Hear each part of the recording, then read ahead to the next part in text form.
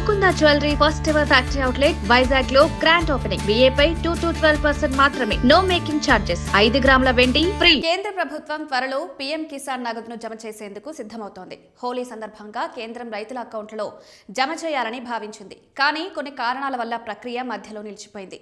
దీంతో మార్చి నెలాఖరులోపు వీటిని జమ చేయనుందని తెలుస్తోంది. కేంద్రం నుంచి ఎప్పుడు విడుదల చేస్తామనేది అధికారికంగా ఇంకా ప్రకటన రాలేదు. కానీ ఈ నెలలో ఖచ్చితంగా వస్తాయని తెలుస్తోంది. అయితే పీఎం కిసాన్ నగదు జమ చేయడంలో ఆలస్యం జరగడానికి అనేక కారణాలు వినిపిస్తున్నాయి. అందులో ప్రధాన కారణం రీవెరిఫికేషన్ డ్రైవ్గా తెలుస్తోంది. నిజమైన లబ్ధిదారులకు మాత్రమే డబ్బులు అందేలా కేంద్రం లబ్ధిదారుల అర్హతను పునఃపరిశీలిస్తోంది. ఇటీవల లక్షలాది మంది పేర్లను తొలగించిన కేంద్రం ఈ ఏడాది తొలి విడతకు ముందే మరోసారి పరిశీలన చేపడుతోంది.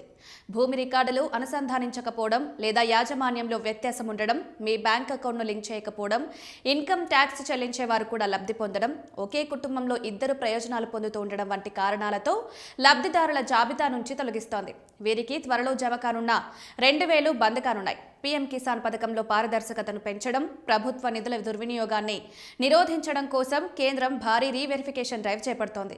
దీనివల్ల పీఎం కిసాన్ నిధులు విడుదల చేయడంలో జాప్యం జరుగుతోంది. ఈ వెరిఫికేషన్ ప్రక్రియ చేపట్టాక ప్రభుత్వం నిజమైన అర్హుల బ్యాంకు ఖాతాల్లో 2,000 జమ చేసేందుకు సన్నద్ధమవుతోంది. ఇక భూమి యాజమాన్య వివరాలను రాష్ట్ర అధికారులు సరిగ్గా ధృవీకరించకపోవడం వల్ల పీఎం కిసాన్ నగదు నిలిచిపోతుంది.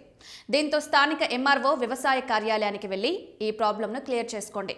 ఫిబ్రవరి 1 తర్వాత భూమి కొనుగోలు చేసిన రైతులను ప్రత్యేకంగా పరిశీలన చేపడుతున్నారు. ఇక వివరాల్లో చిన్న స్పెల్లింగ్ మిస్టేక్ ఉన్నా కూడా డబ్బులు కట్ అయ్యే అవకాశం ఉంది.